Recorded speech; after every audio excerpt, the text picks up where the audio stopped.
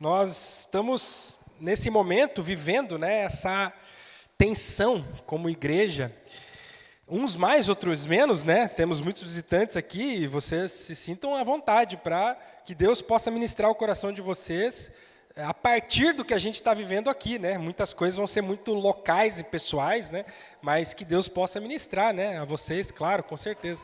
Ao resto, né, entre aspas, da igreja que está aqui, eu quero compartilhar, né, como a gente está nesse momento assim, sensível, né? A gente fica empolgado de certa maneira, mas também receoso por outro lado, assim, com os passos que tem que dar. É bem verdade que Deus já nos deu a bênção, né, a graça de avançarmos em coisas importantes, como o estatuto, como aquela conversa que a gente teve há 2 sábados, né, como igreja. Aquela conversa foi muito importante. Se você não estava, pergunte para quem estava, né?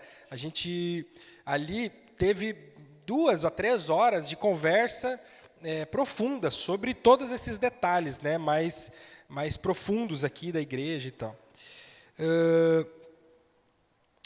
E parte do que a gente fica receoso também é com o nosso sustento.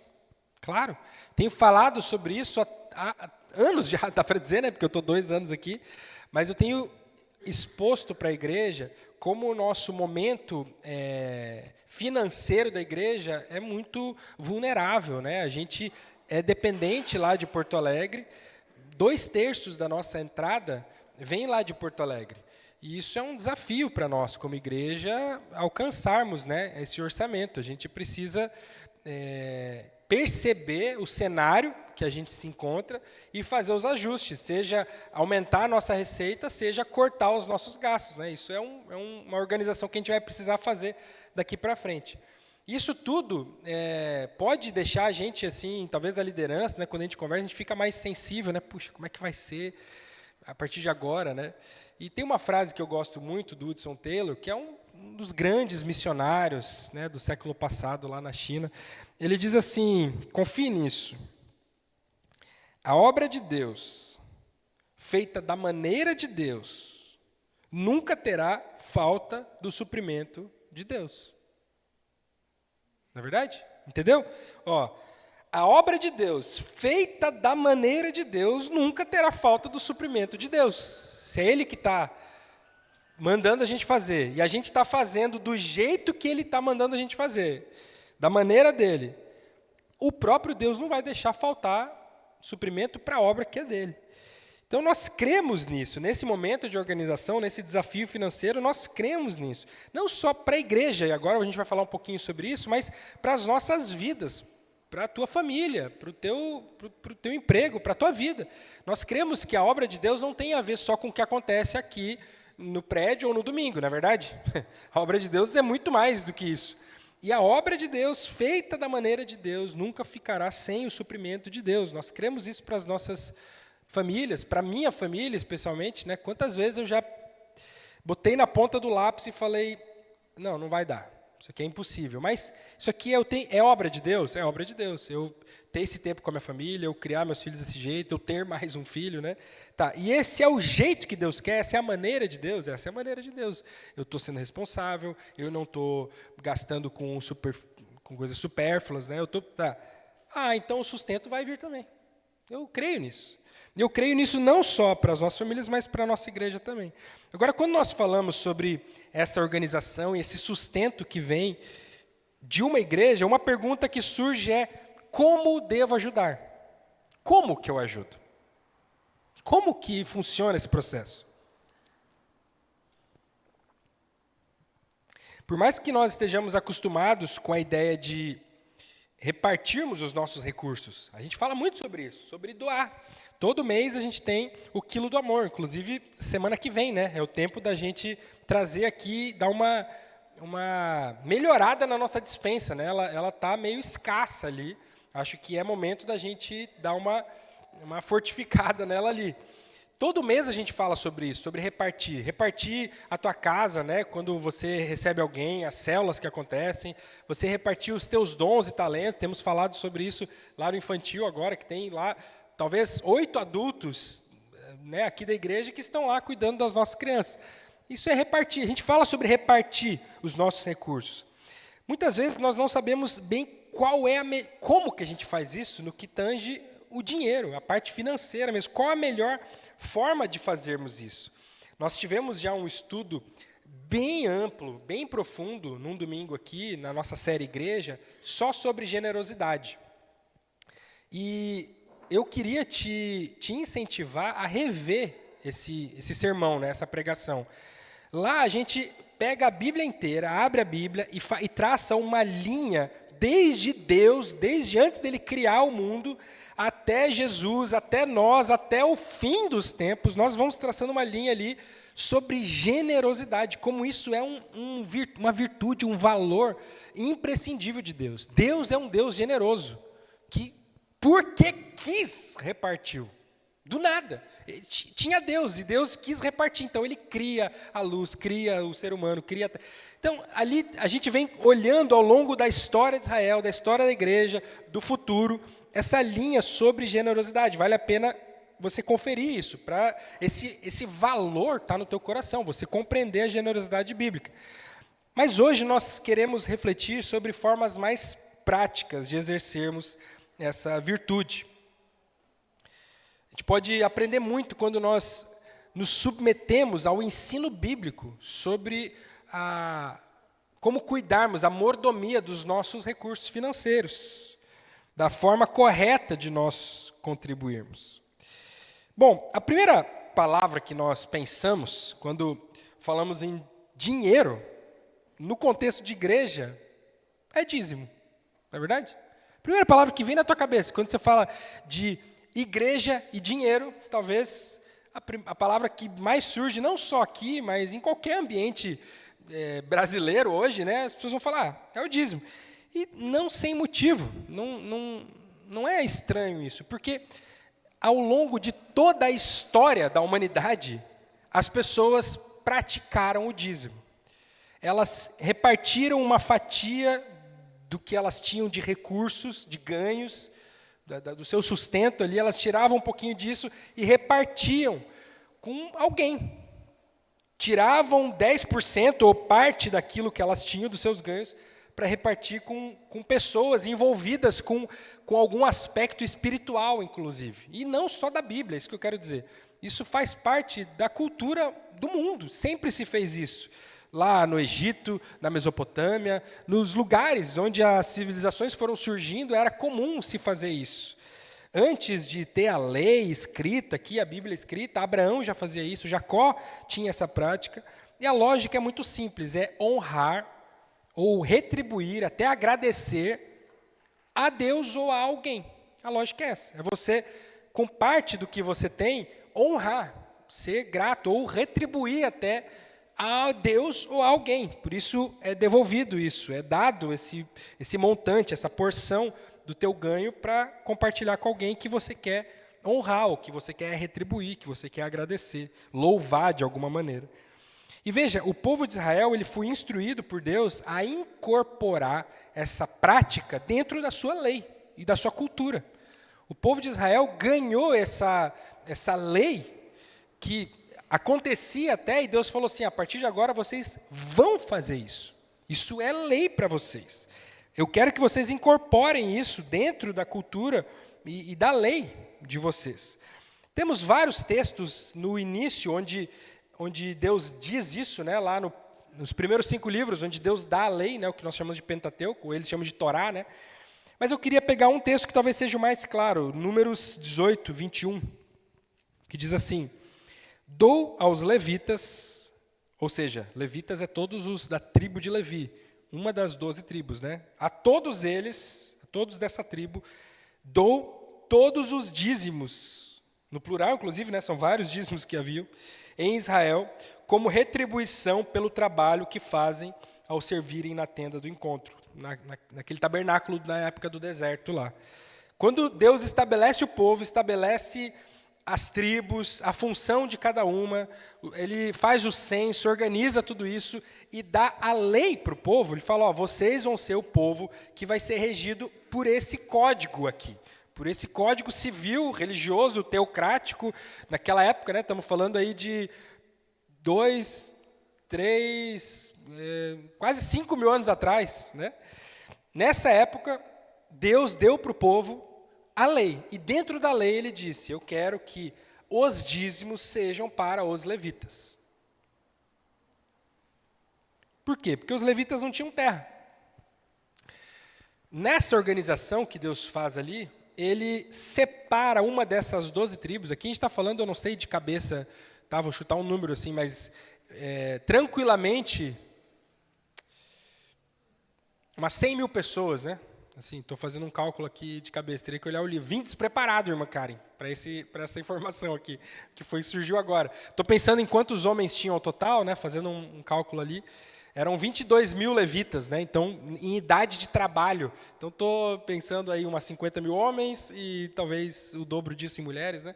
Então, umas 100 mil pessoas por cima eram essa tribo. E essa tribo, ela foi separada e ela não ia ganhar terras quando eles chegassem lá na terra prometida, lá em Canaã.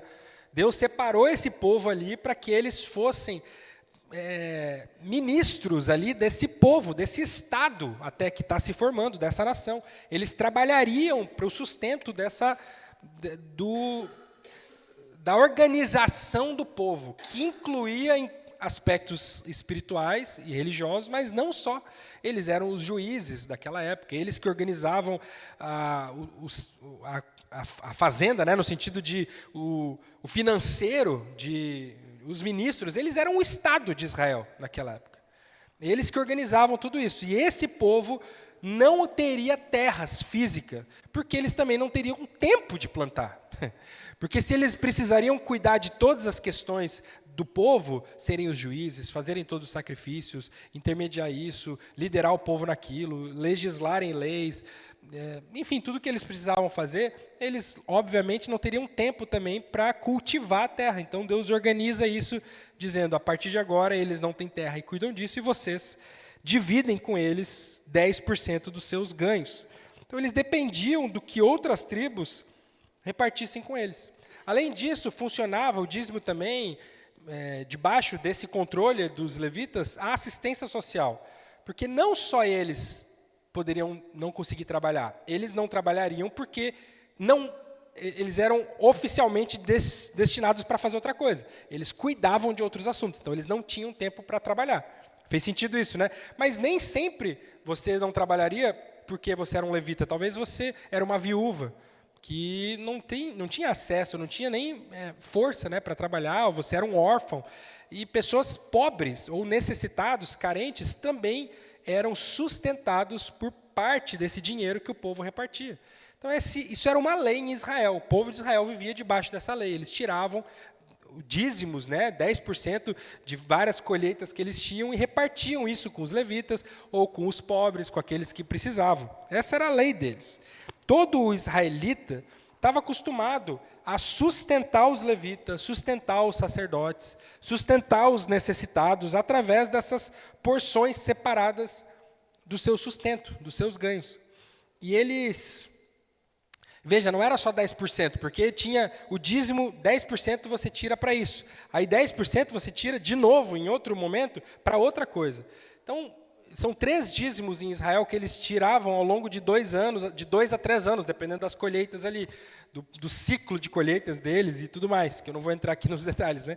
Mas eles tiravam até mais do que 10% normalmente para sustentar toda essa, entre aspas, tá, máquina. Entende o que eu quero dizer? Assim, todo esse sistema aqui era santo e Deus estabeleceu ali. Esse era o povo de Israel. É assim que eles funcionavam.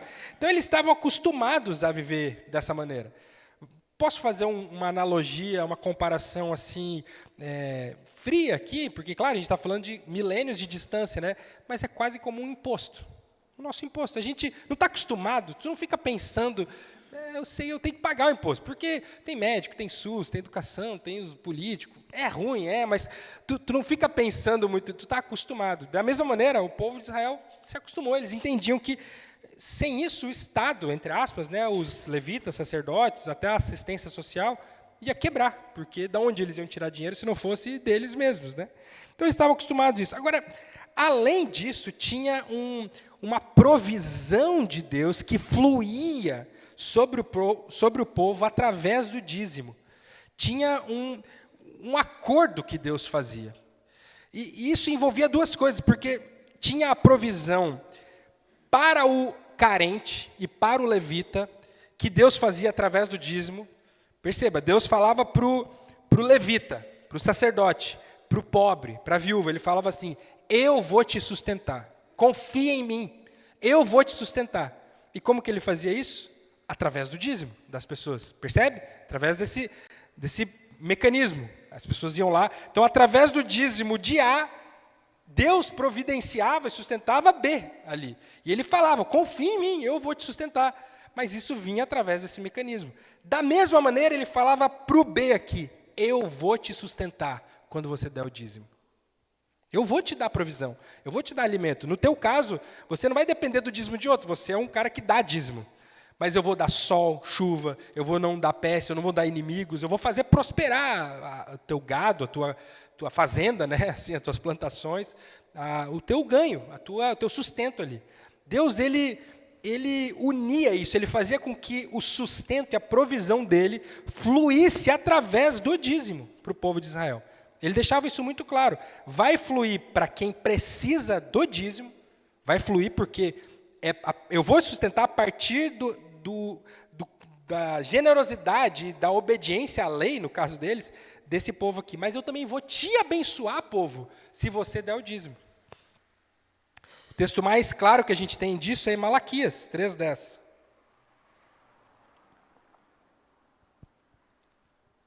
Isso aqui é o fim do povo de Israel no Antigo Testamento. Eles estão sem rei, sem nada, estão destruídos. Eles desobedeceram em todas as maneiras que eles podiam. E o livro de Malaquias, o último profeta, né, ele é um livro que vai falando: vocês erraram nisso, vocês erraram naquilo, vocês erraram nisso. E aí ele fala assim: eu, Senhor poderoso, ordeno que tragam todos os seus dízimos aos depósitos do templo, para que haja bastante comida na minha casa. Veja como ele está falando sobre o cuidado daqueles que precisam dessa muita comida. Aqui o dízimo era claramente comida, né? Porque ele fala isso: tragam os dízimos para que haja comida na minha casa. E aí ele fala assim, ó: ponham-me à prova. Vê se eu não vou fazer. É isso que Deus está falando: ponham-me à prova e verão que eu abrirei as janelas do céu e farei cair sobre vocês as mais ricas bênçãos. Isso aqui, queridos, e aí, claro, tem que falar, né? Abrir um parênteses aqui, é tão utilizado no nosso dia, atualmente, assim, né? Na nossa geração, esse texto foi tão utilizado, talvez possa até virar algum tipo de piada. Quando você ouve essa passagem, a Malaquias 3:10, já remete a tantos líderes e igrejas, comunidades por aí, que extorquiram e que são gananciosos o suficientes para apertar o texto, né? Para que ele possa sair dali coisas que ele não está dizendo. Mas isso aqui é um profeta, isso aqui é a palavra de Deus. Eu não acho engraçado Malaquias 3:10, eu acho Bíblia, isso aqui é sério. E o que Deus está falando para o povo de Israel é o seguinte: ele está falando: eu vou sustentar quem precisa se vocês derem o dízimo. Tragam o dízimo para que haja bastante comida. Aí vai ter uma provisão miraculosa, vai ter muita comida para quem precisa. E eu vou sustentar os levitas, os pobres, os sacerdotes, através da muita comida que vocês vão dar. Mas testem, me provem, se quando fizerem isso eu não vou dar muita comida para vocês também. Eu não vou providenciar para vocês. Eu vou abrir as janelas do céu e farei cair sobre vocês as mais ricas bênçãos. Isso aqui é uma promessa de Deus para o povo. Uma promessa clara. Deus está falando: me testa, vê se eu não estou brincando aqui. Eu quero sustentar vocês e eles. Mas o jeito de eu sustentar quem precisa é quando vocês dão dízimo. E o jeito de eu sustentar vocês é quando vocês dão dízimo. Aí eu abençoo vocês. Existia uma relação de bênção e sustento de Deus para o povo, conforme eles praticavam o dízimo. Era a ferramenta que Deus usava para sustentar as pessoas que dependiam disso. E a validação dessa prática era a bênção de Deus sobre o sustento das pessoas que davam o dízimo e que eram fiéis a isso. Bom, que Deus honrava essa obediência à lei do dízimo e usava essa estrutura toda para o sustento tanto da classe religiosa ali, os levitas todos, né, toda aquela tribo, quanto também dos mais pobres em Israel. Concordamos. Fez sentido até aqui? Estamos juntos nisso? Agora, qual que é a validade do dízimo para os nossos dias hoje? Como encarar hoje, atualmente, o dízimo? Porque já não somos Israel. Talvez aqui tenha algum descendente de judeu. Tudo bem, mas nós não somos mais o povo de Israel. Esse povo de Israel está perdido, está separado por aí. Vou te falar, tá um parênteses. Israel não é Israel. O país de Israel não é Israel. Esse Israel de Deus. Esse é um outro ponto. Nós não temos mais levitas entre nós. E eu não sou um levita porque toco baixo. Talvez tinham 30 levitas que tocavam dos 22 mil que eu falei, né? Não temos mais levitas, nada desse sistema. Nós não temos mais sacerdotes, a não ser que você encare o texto de Pedro, que diz que todos nós somos sacerdotes agora, né? Cada discípulo é um sacerdote. É alguém que conecta Deus com o mundo, com as pessoas, né? Isso que a gente tenta fazer nas células e tudo mais. Mas nós não temos mais sacerdotes nos termos do Antigo Testamento. Nós não estamos mais debaixo da lei de Moisés. Essa lei toda que foi entregue lá para o povo no deserto, era para o povo no deserto, ou quando eles fossem para Canaã. A gente não é mais Israel, a gente não tem mais levita, a gente não tem mais sacerdote, a gente não tem mais a lei como nosso código civil. Eu posso usar roupas de panos diferentes, eu posso comer porco, a gente não está mais debaixo da... E aí, como é que fica isso? Como é que a gente aplica, então, o dízimo? Qual que é a validade de uma coisa que... Eu espero que você tenha entendido como era real e lei de Deus, estatuto de lei para aquele povo, inclusive condicionado a essa promessa de Deus de sustento, né, e de provisão e de bênção para aquele povo. Mas o que eu faço agora? Já que eu não sou mais aquele povo, já que não tem mais Israel, já eu não sou mais sacerdote, nada disso. Querido, toda a lei de Deus para Israel tinha uma aplicação local, mas um princípio permanente. Toda a lei de Deus. Isso é algo muito interessante da gente, ao ler o Antigo Testamento, colocar esses óculos assim. Essa lente diferente. Sabe quando tu coloca um óculos com uma cor, né, que tudo fica daquela cor, assim, ou um óculos escuro, tudo... A gente colocar esses óculos de buscar o princípio por trás daquilo. Porque nós não cremos, de verdade, que a lei do Antigo Testamento ela deve ser aplicada a nós de maneira literal. Nós não somos judeus, não somos Israel. Acabou. O fim da lei é Cristo. Esse é um versículo. Lá em Gálatas, Paulo fala isso. O fim da lei é Cristo.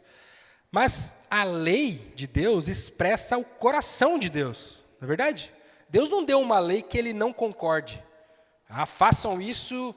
não queria que eles fizessem isso. Mas para vocês... Não. Deus dá uma lei que reflete, que conta um pouquinho, que deixa a gente ver, quase que entre uma veneziana assim, lá atrás tem o coração de Deus mesmo, um princípio de Deus mesmo. Então, toda a lei do Antigo Testamento ela tem essa abrangência local, temporária. Tem coisas que a gente lê e literalmente está dizendo o que aquele povo deveria viver naquela época.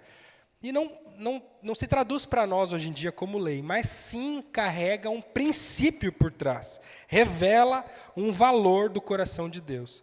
E aí eu quero te perguntar, qual era o princípio? Qual era esse valor por trás da lei do dízimo? O que você acha? Quero ouvir de vocês. Valores, né, princípios. O que vocês acham que pode ter no coração de Deus por trás dessa lei, que era para Israel, que era para aquele povo? Mas o que tinha lá atrás no coração de Deus quando ele deu essa lei? Quais valores e princípios você acha?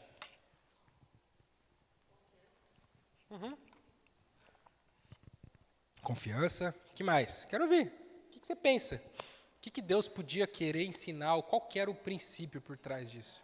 Generosidade, lógico. O que mais? São vários, eu diria infinitos, né? A gente não vai descobrir todos os valores de Deus. Mas eu quero ouvir, são várias coisas que Deus faz uma coisa pensando em infinitas coisas, né? Tudo que Deus faz tem infinitos motivos, né? Então, o que mais? Outros motivos para Deus dar isso? Por que faz sentido Deus dar essa lei para o povo de Israel? Quem mais? Fala aí.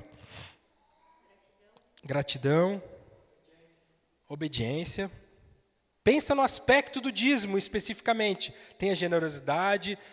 O que mais que se traduz, que a gente pode pensar assim, essa prática de separar 10%, dar para aquele povo que precisava, ou para quem estava ali dependente, né, porque trabalhava com isso. Renúncia. Sobrevivência, excelente. Dependência de Deus. Empatia, óbvio, empatia. Multiplicação, com certeza. Gente, a gente podia ficar 1 hora aqui pontuando coisas que Deus quer ensinar. Claro, com certeza. Vou falar algumas coisas aqui junto com isso. Cuidar de quem dependia da oferta. Ele queria que a gente cuidasse das pessoas, a empatia, né? Aqueles que estavam tão envolvidos com o cuidado do povo que não teriam tempo para fazer outra coisa, precisavam ser suportados de alguma maneira. Existe um princípio disso. Talvez algumas pessoas cuidem tanto de vocês, do povo, que eles não vão ter tempo para eles sustentarem as suas próprias famílias. Outro, tem gente que não consegue sustentar porque tem necessidades. A gente precisa estar atento a isso. Tem esse princípio de estar atento para quem não consegue levantar o próprio sustento por alguma dificuldade, por pobreza, por doença.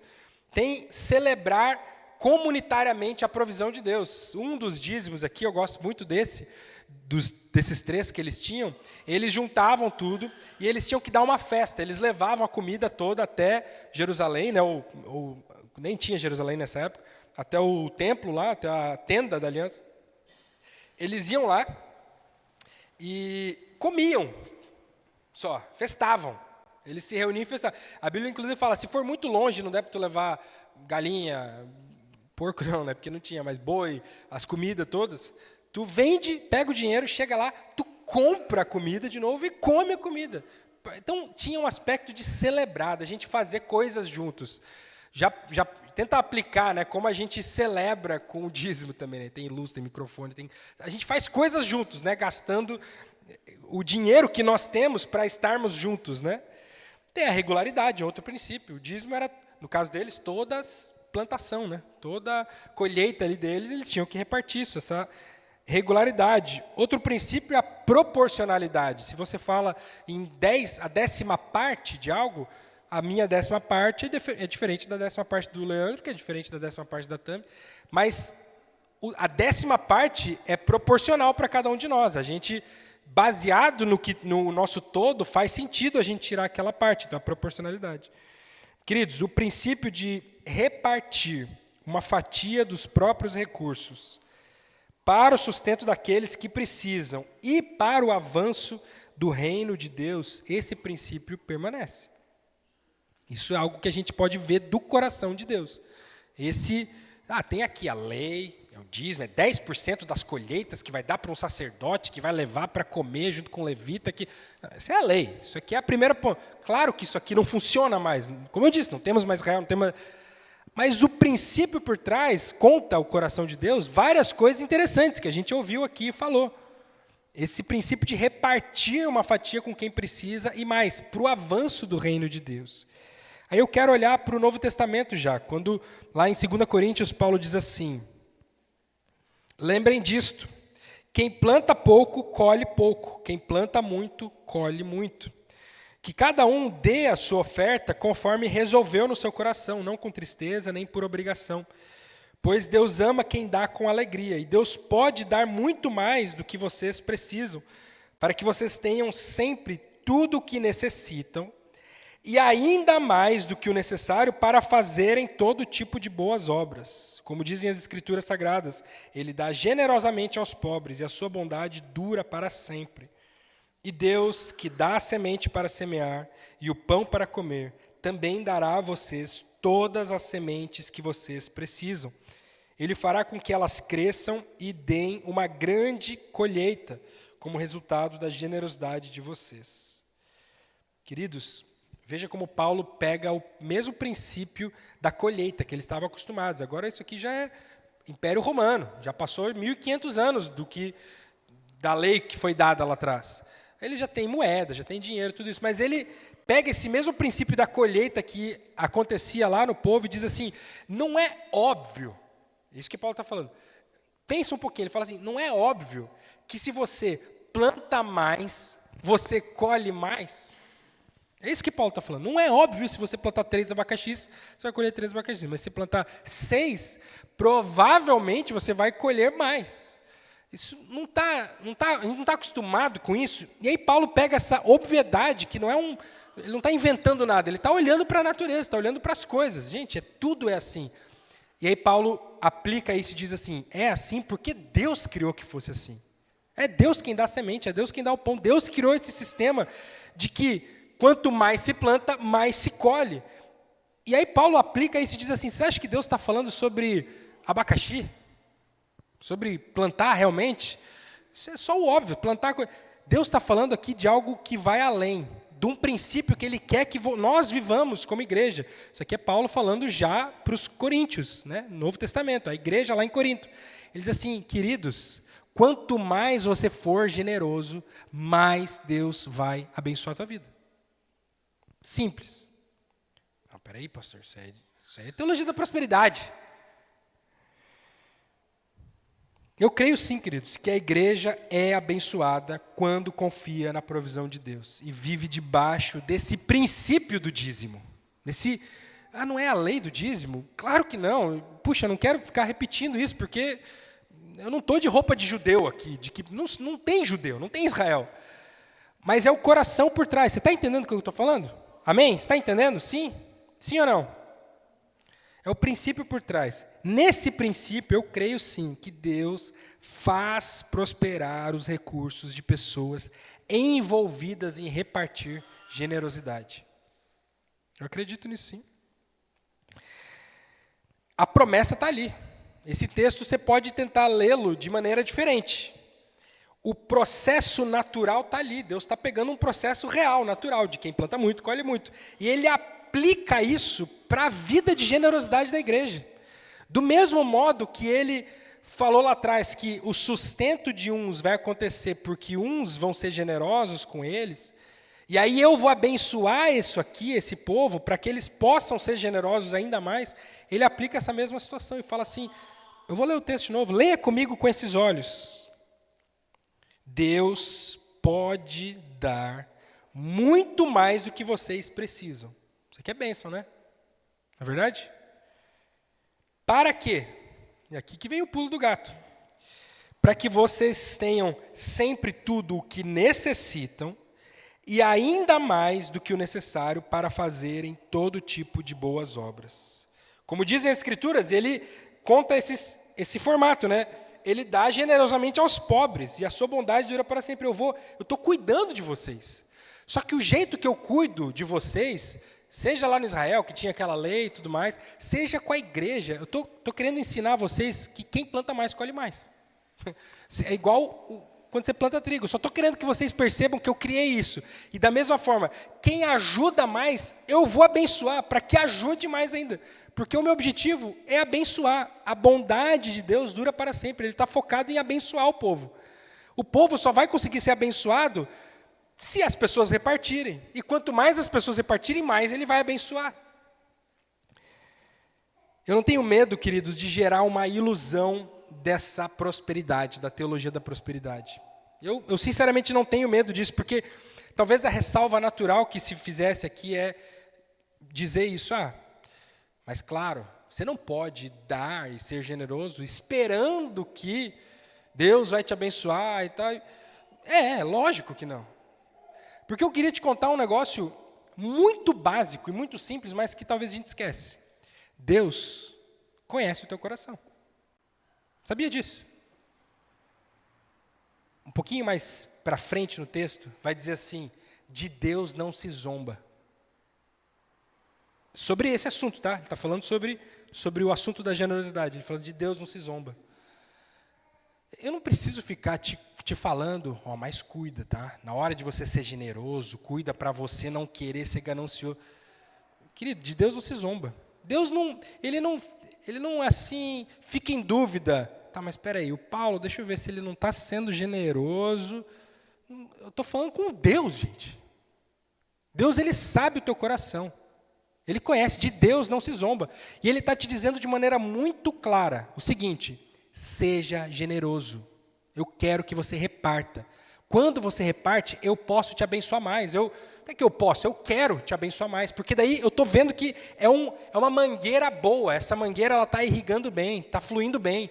Esse é um bom caminho de bênção. Se eu der dinheiro aqui, claramente esse dinheiro está sendo generoso, está sendo bem usado. E eu vou abençoar. Vem junto comigo nisso. Abre mão, abençoa, porque eu quero te abençoar para você poder abençoar. A minha bondade dura para sempre, Deus está falando. Eu quero abençoar vocês, para que vocês tenham tudo o que precisam e ainda mais do que precisam para poder abençoar. É o que está dizendo o texto. Então, eu não tenho medo de que você pense assim, não, mas será que ele está induzindo que a gente consegue? Eu espero mais da tua capacidade intelectual. Eu espero mais. Eu não acho que você, depois de ouvir tudo isso, vai pensar que você pode enganar Deus. Que você vai achar um caminho para, de repente, se eu der para a igreja... Eu não vou nem entrar nisso, porque eu acho que você é mais inteligente que isso, para entender que de Deus não se zomba. Não é isso que ele está falando. Você tem vivido esse princípio do dízimo? Você tem vivido o princípio, né, por trás? Claro que não a lei, o princípio. Agora, o problema do dízimo, e eu quero falar dessa escassez que o termo tem. Porque o termo dízimo, ele pode ser escasso. E aí eu quero dizer escasso no sentido de não expressar totalmente algo, não ser completo. Ele parece que falta. Quando eu penso em dízimo, ele tem esse princípio, mas parece que ele é escasso, é um termo que não consegue explicar muito bem, definir exatamente, é um termo incompleto quando a gente olha para isso. Eu acredito que ele não represente perfeitamente a expectativa que Deus tem para a igreja atualmente. E justamente por isso que é uma lei passada. Justamente por isso que a gente não fala mais sobre a lei do dízimo, e fala sobre tudo isso, e tem todos esses aspectos que envolveriam o Antigo Testamento, ou o povo de Israel. O princípio está lá. Mas a lei, ela era escassa. A lei, ela era frágil. Ela era vulnerável. Ela não reflete perfeitamente o que nós devemos viver. E, queridos, está tudo bem usar a palavra dízimo. Você quer continuar usando, está tudo bem, não é isso. Não quero te proibir de falar dízimo. Estou dando aqui o dízimo. Claro, a gente tem aí milênios do povo de Israel usando essa palavra. Hoje em dia a gente fala isso porque a 10ª parte, o dízimo, a gente pega do povo de Israel. Tá bom, mas eu pessoalmente acho que é um termo pobre. Entende o que eu quero dizer? Escasso nesse sentido, ele é pequeno para o que diz. E aí eu fico com o Novo Testamento que sempre usa a palavra oferta, generosidade. Usa esse termo, é oferta. De novo, fale, tá? Não tem problema, a gente vai ter escrito, né? Diz, não tem problema. Mas eu só quero te passar aqui que ele é pequeno. E o termo oferta, às vezes, retrata até melhor. Porque se por um lado nós temos um bom parâmetro dos 10%, é um bom parâmetro, ele é proporcional, ele faz sentido, ele funcionou por milênios, é um bom parâmetro. Por outro lado, ele pode representar e demonstrar uma avareza tremenda. Luiz, você pega uma aguinha, por favor? Se quiser o meu copo aí.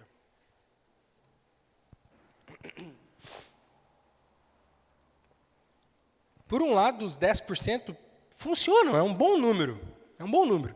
Mas, por outro, ele pode representar uma avareza de você ficar ali. Mas é 10% do quê, pastor? É do que entra nesse sentido? Eu conto os benefícios. Muito obrigado, Luiz. Para quem é CLT, aí, né? Eu conto isso, conto aquilo. Tá, mas eu ganhei uma oferta, e aí você começa a entrar num... que eu vou te falar, isso é mesquinhez. Isso revela mesquinhez. A gente fica assim, tá, mas é que eu tenho que dar... Eu espero ter tirado de você o peso de lei, que não tinha. E vou te falar, tá? Até para a lei, imagina o judeu médio lá, de uma tribo qualquer, ele vai pegar 10% de trigo.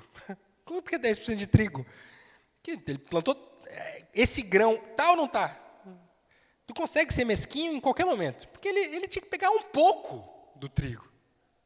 Pega uma 10ª parte, mas Não, mas vamos pesar porque tem que ser isso. Opa, isso aí já mostra um coração mesquinho. Se você tiver apegado apenas ao dízimo, né, essa palavra, esse termo, aos 10%, a lei do Antigo Testamento, e ficar nisso, deixa eu te falar, provavelmente teu coração está falhando na generosidade.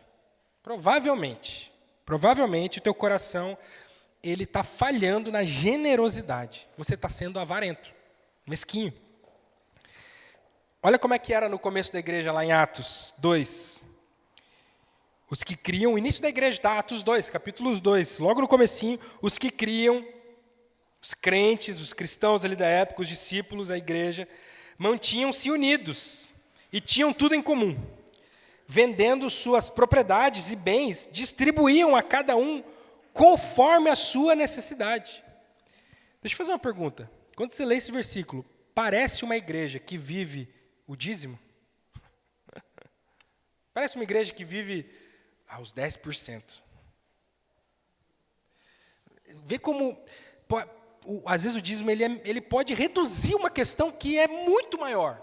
É a generosidade, é a empatia, a atenção. Olha o que diz o texto, a atenção com a necessidade. Espera aí, não, a gente está num momento de crise, está a gente precisando lá. Não, mas é que aos 10% aí. Parece a igreja de Atos, uma igreja que vivia o dízimo praticando ali. Queridos, nós não somos movidos pelo mínimo possível de generosidade. É o mínimo que eu posso ser. Mas pela fé, no sustento de Deus, do nosso Pai. E pela necessidade alheia. Esses dois pilares que nos movem. A fé, que Deus nos sustenta, e o olho aberto.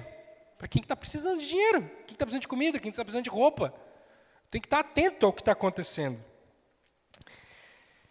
O dízimo pode servir como esse princípio de contribuição. Sim, pode servir. Talvez uma métrica inicial, para quem não sabe quanto contribuir, está começando a contribuir. Eu estou meio perdido, eu estou entendendo, eu quero crescer na minha generosidade, mas eu começa com 10%, vai. E aí esse é o título do sermão. Comece com o dízimo. Se você está preso a isso, e vou te falar, sabe quem normalmente precisa tudo mastigadinho? Criança. Tá, então dá 10. Então me passa aí o olerite, vai, é tanto. Tá, então, isso aqui, vamos tirar isso aqui, é 10%, tá? E arredonda para cima os 2 centavos, melhor, porque daí tu é até generoso, tá? Isso, entende o que eu quero dizer? Mas começa, tudo bem, comece com o dízimo.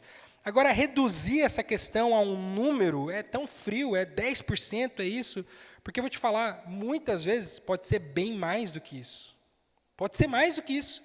Pode ser que 10% no teu bolso seja você sendo mesquinho, falta de generosidade, não amando a pessoa do lado, a tua igreja, missões. Pode ser que 10% seja muito pouco para você. Mas eu te falar, pode ser que 10% seja muito. Você está passando por uma dificuldade, você não tem dinheiro. Pode ser que qualquer coisa seja muito. E pode ser que o mais correto a você fazer é não dar. Mas ele está roubando do Senhor os 10%. Não vamos, a gente não está lá, gente. Não vamos voltar. Eu estou com adultos, as crianças estão lá em cima. Né? Olha o que ele fala, Paulo fala lá em Coríntios. Nesse texto todo, né, ele tira 2 capítulos. Quer entender mais? Capítulo 8 e 9 de 2 Coríntios. Ele diz assim, porque se alguém quer dar, veja, né, quer, Deus aceita a oferta conforme o que a pessoa tem. Deus não pede o que a pessoa não tem. Gente, deixa eu falar um negócio muito sério aqui. Eu choro com isso. Tomara que eu não chore agora, porque eu quero ser só sério. Eu acho que Deus vai punir e odeia seriamente, severamente, as pessoas que roubam através da igreja. Líderes. O que você vê na TV ou na esquina aí. Eu acho que isso assim, Deus vai ser muito severo com isso. Muito severo mesmo. Muito severo. Tá, fecha parênteses. Deus não pede o que a pessoa não tem, gente. Meu Deus do céu. Que tristeza, né? Milhões de pessoas, às vezes, sofrendo, precisando do nosso dízimo. e dando porque acreditam que tem a lei, que tem que dar, que está devendo, que vai conseguir uma bênção. Não estou querendo, Paulo segue, né? Não estou querendo aliviar os outros e pôr um peso sobre vocês. Olha só, é justamente o contrário, Paulo está falando aqui, né? Mas já que agora vocês têm bastante, e aí ele aperta, ele fala, quanto que vocês têm? Vocês estão precisando?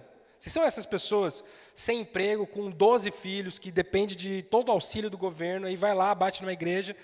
Vocês são essas pessoas, e aí são cobradas o dízimo? Acho que não. Ou vocês são os que têm bastante? Essa igreja, tá? Não estou falando para você, estou falando para a igreja de Corinto. Já que agora vocês têm bastante, é a resposta de Paulo, é justo que ajudem os que estão necessitados. Em alguma outra ocasião, se vocês precisarem, e eles tiverem bastante, aí eles poderão ajudá-los. Assim, todos são tratados com igualdade. Mais para frente, quando ele vai falar ali no versículo 7 do capítulo 9, aquele texto que a gente leu, né? Cada um contribua segundo tiver proposto no coração. Está aí o texto, né? Presta bem atenção nisso. Ó. Cada um contribua segundo tiver proposto no coração. Não com tristeza ou por necessidade, porque Deus ama quem dá com alegria. Queridos, aqui eu queria que você percebesse como esse versículo ele pressupõe reflexão. Veja o que está dizendo o texto ali, lê comigo. Cada um contribua quanto? Quanto que é? O que Paulo fala? Pensa. Pensa. Segundo tiver proposto. A palavra aqui, ele está falando assim, é um pensamento anterior. Você vem com algo pronto. Você sentou na sua casa, você olhou o teu dinheiro, você olhou o teu redor, você olhou a tua igreja, você olhou o teu país e você falou assim, eu quero com alegria, né? Não com tristeza, não porque estou sendo obrigado por necessidade. Esse valor aqui faz sentido para mim. Olha o que Paulo está falando. Quando ele fala sobre oferta no Novo Testamento, ele está falando que nós temos que pensar, refletir, queridos. Não é, obviamente, um valor fixo. Não é claramente um valor. Paulo era o momento perfeito para Paulo escrever. Cada um contribua X, gente. Como é mandado, como é a lei. Como é... Paulo fala assim, pensa. Igreja, pensa. Vocês não são crianças. De novo, criança que precisa dessa coisa pensada e pensar por ela, né? A gente não pode deixar a criança decidir a coisa, a gente tem que pensar por ela. A igreja, cristãos maduros, pensam. Se você é sozinho, senta e pensa. Se você é casado, senta com a tua esposa, com a tua família, se teus filhos são pequenos, não, né? Mas senta e pensa. É isso? Propõe no teu coração um valor. Discípulos maduros, eles refletem e são intencionais. Eu vou dar X, porque X faz sentido. Faz sentido, é isso que eu proponho. Tem uma história que eu ouvi do Douglas Gonçalves, o cara da Jesus Cop, né? Daquela igreja. E ele disse que uma semana ele deu R$50 para o filho ir para a escola. E ter o lanche ali da escola, né?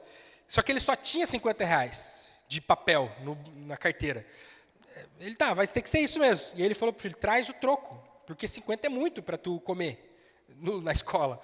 Traz o troco. E aí a gente administra isso ao longo dos dias. Aí voltou, e aí o troco, filho? Ele falou, não tem, pai. Não tem, eu te dei R$50, cadê o troco? Ele falou, não, eu gastei.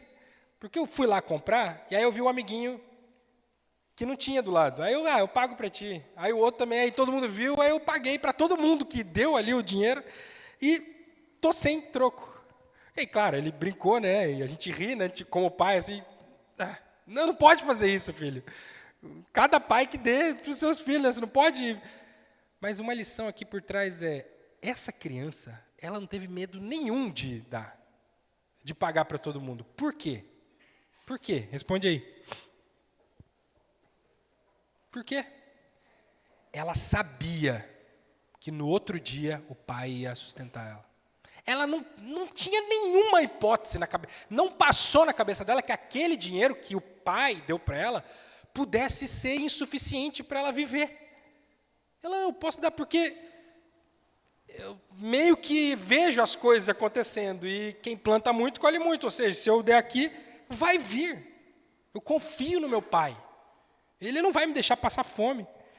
Ontem a gente estava conversando e a Suzy falou assim, está chegando o dia dos pais. Já sei o que eu vou te dar, o que eu vou falar com as crianças. Já me deu aquele aperto, falei, não quero, eu não gosto do dia dos pais. Não quero o dia dos pais. Sabe como é, né, Bruno? Assim, cara, só quero obediência, só quero uma vida em paz. Eu não quero presente, eu não quero... Por quê? Quem que vai pagar o presente de Dia dos Pais? Eu. Mas a criança, ela não pensa nisso.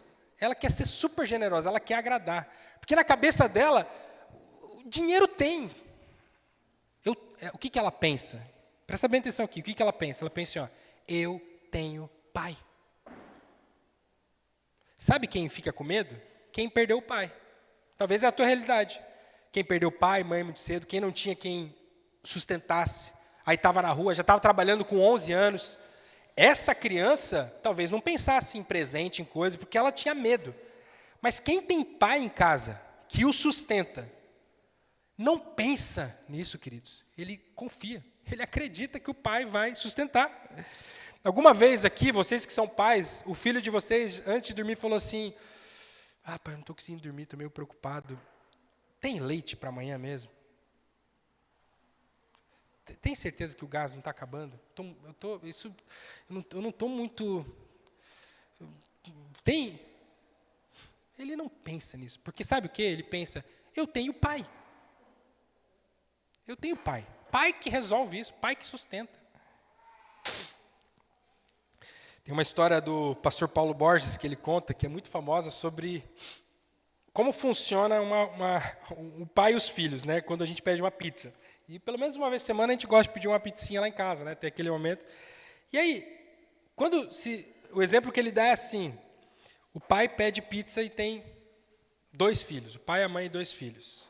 Uma pizza de 8 pedaços. Quantos pedaços para cada um? Responde aí. O pai, uma mãe e 2 filhos. Quantos pedaços para cada um?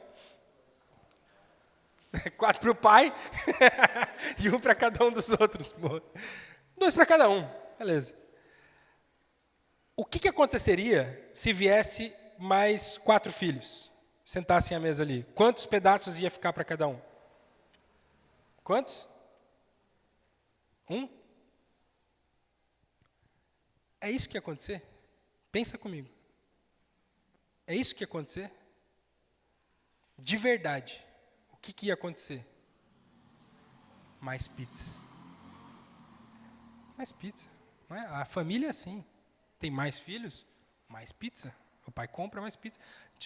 Eu não tenho só uma pizza. E aí tem que se dividir. Claro, cenários, né? Entende? Essa história aqui que eu quero dizer. Um pai que tem sustento, e deixa eu te falar, o nosso pai é dono de tudo. De tudo, queridos. Um pai que tem sustento, que tem para dar, quando tem mais filhos, ele não começa a dividir pedaços menores, ele compra mais uma pizza, e mais uma, e mais uma, e mais uma. Queridos, cada um irá repartir proporcionalmente com o que tem.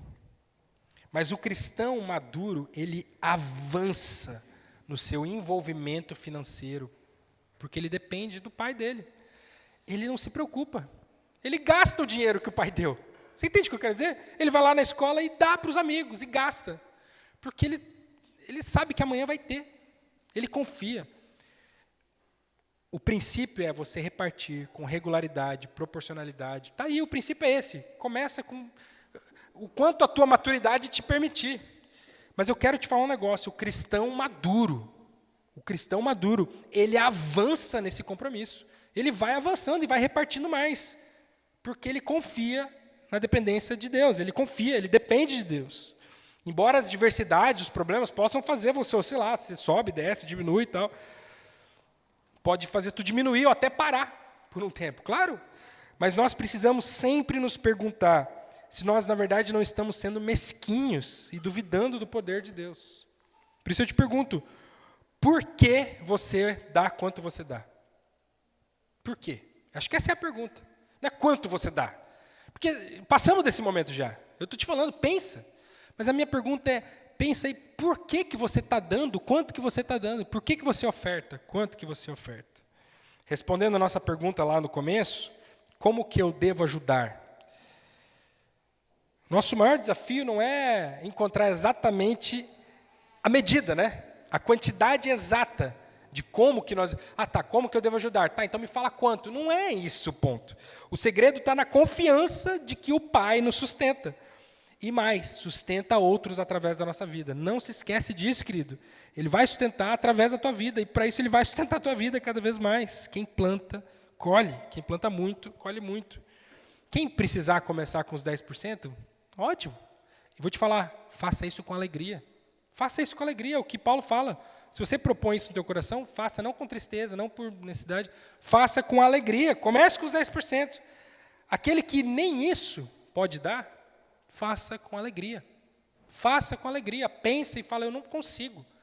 Eu falei já para alguns homens aqui, em conversa que eu tive, começa. Consegue começar com os 10%? Ótimo. Ah, não consigo. Começa com R$50. Ótimo. Com nada. Ótimo. Você não tem para dividir. Você está me dizendo que, por que você oferta quando você oferta? Você oferta 0 e você tem motivo para isso. Tá bom. Amém? Então, peraí. Eu já fiz isso, tá? Já fiz isso. Alguém falou assim, eu não tenho, pastor, para dar. Eu falei, sério? Não, então peraí. Porque é muito sério, você não tem. Na hora o cara não aceitou, claro, se constrangeu, né?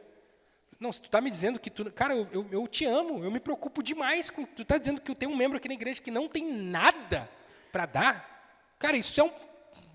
Quer roupa? O que mais tu precisa? Eu estou aqui, R$20, R$30. Eu já dei os 10% certinho, no centavo.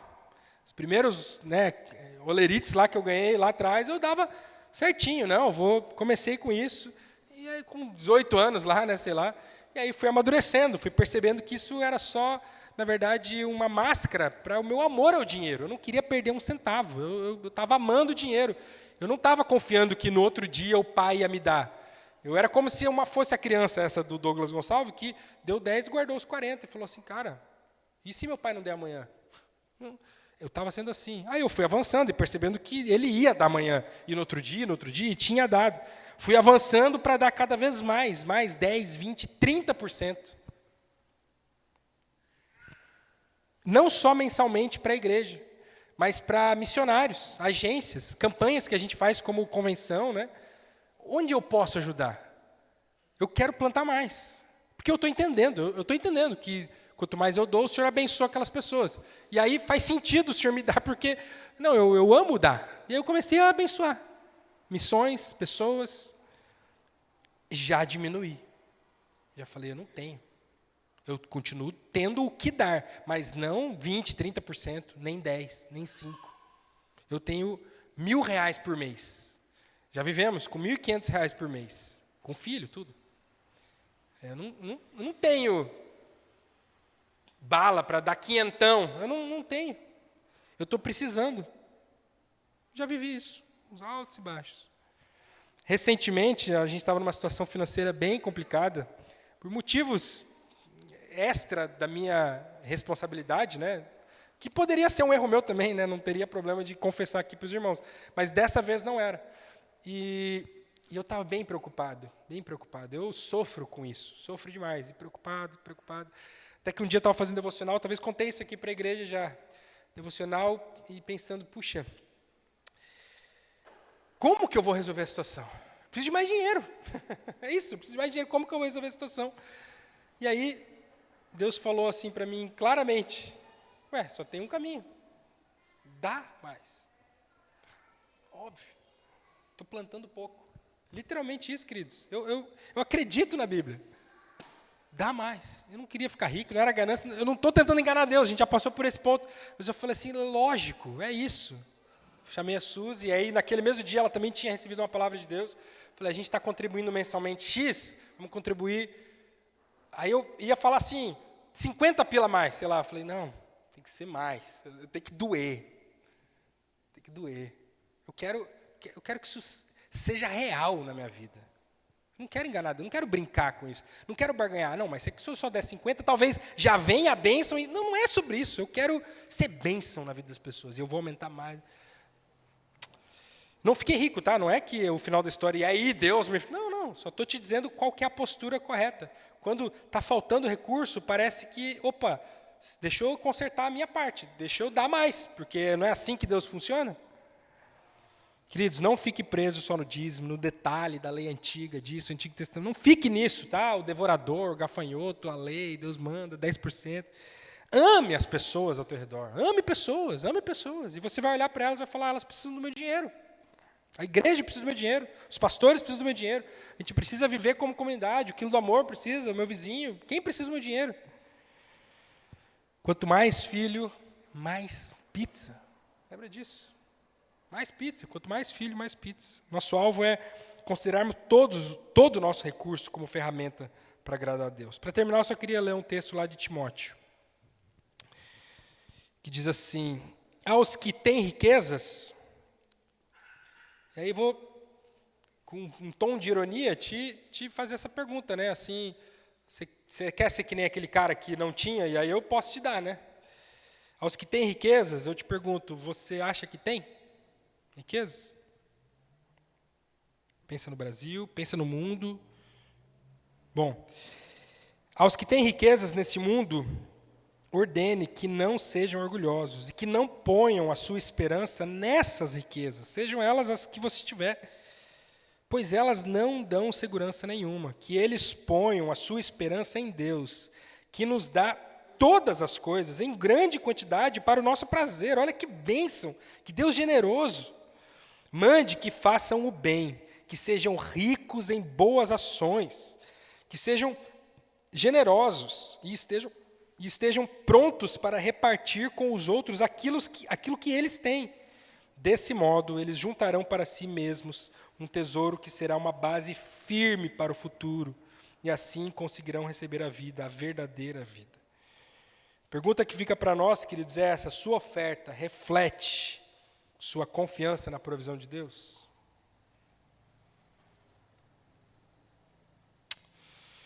Deus, eu te agradeço pelo teu sustento, pela tua provisão, Deus. Te agradeço porque somos todos os dias sustentados, Deus, pela tua mão, pela tua poderosa mão. O Senhor mantém o universo todo funcionando, de pé, entre aspas, e tudo acontece pela tua palavra, pela tua mão. Mas, Deus, além disso, é as minhas células, o meu corpo, o meu alimento, o meu ar. Toda vez que eu respiro, o Senhor tem me dado tudo que eu tenho, Deus. E tem me dado mais do que eu preciso. Para o nosso prazer, o Senhor fala isso. O Senhor nos dá todas as coisas para que a gente possa desfrutar, se alegrar, viver. Ter uma vida de prazer contigo, desfrutando o que o Senhor nos dá. Deus, agora nós temos um desafio tão grande, que é matarmos o nosso amor ao dinheiro, a nossa dependência ao dinheiro, a essas coisas, a essas riquezas. É um desafio enorme, o Senhor sabe como eu luto contra isso, e tantas vezes precisei aplicar o remédio do aumento da generosidade, de dar mais, para que eu possa vencer esse pecado, do amor ao dinheiro, da confiança, Deus. Nos ajuda a confiarmos no Senhor, que amanhã terá alimento, terá comida, terá provisão. Quanto mais filho, mais pizza, Deus. Nos ajuda a perceber isso. Agora, como igreja, eu confio em Ti, Deus, 100%. Sei que o Senhor sustentará a nossa igreja. Mas eu quero aqui, como parte da igreja, Deus, interceder pelos meus irmãos, ao começar a minha vida em todos aqui, que nós possamos fazer parte disso, nos comprometermos fielmente, financeiramente, a ofertarmos, Deus, de maneira que reflita, represente a nossa confiança em Ti. Por que nós vamos dar o que daremos? Será que isso reflete, Deus? Age aqui com o Teu Espírito Santo. É o Senhor, Deus, eu quero ser só um porta-voz aqui da Tua palavra. Faz isso, Deus. Eu peço isso cheio de fé, cheio de fé. Tem funcionado já há milênios. O Senhor tem sustentado a Tua obra, o Teu povo, o avanço do reino, os necessitados, há milênios pela nossa generosidade. Faz isso aqui, nos mexe aqui, Deus, em nome de Jesus. Amém.